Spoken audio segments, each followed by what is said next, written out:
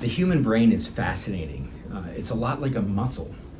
If you don't use your muscles, they tend to atrophy. They get smaller and they grow thinner because they're not needed.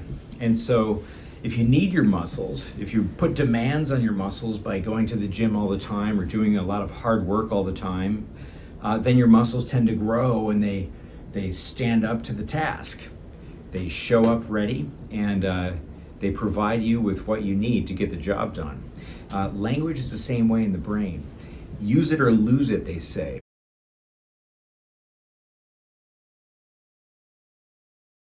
And English has tones like Chinese, but it's quite different.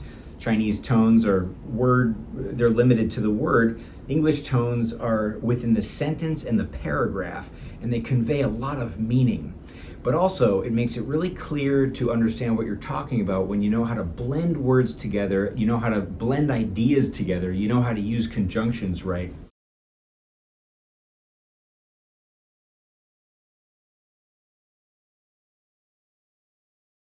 "99% of the people that I've worked with in East Asia have never had a chance to learn pronunciation correctly for the first time. When I work with people, I'm teaching them how to say things correctly for the very first time. It's kind of shocking if you think about it, but it makes sense. Why don't you learn pronunciation? Why don't you learn how to blend words together? Why don't you learn sentence intonation? Well, it's not on the test. Schools tend to teach for the test. I tend to teach for real life.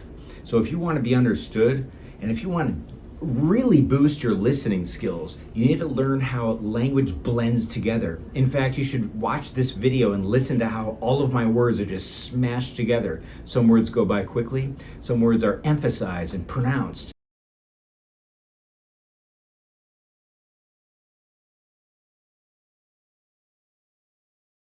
Many people I work with, they don't know how to pronounce very basic things.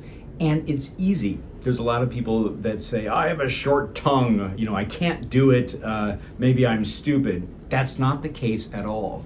If you think about, an Asian kid who grows up in America, they're fluent, so you can too.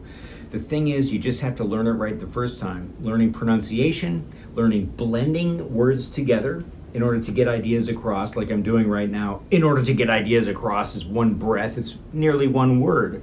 If you can do that, you will definitely be understood. They never teach this in school because it's not really on the test. You have to learn new mouth positions. You have to learn where to put your tongue, where to put your teeth, and how to manage your breath and manage your voice.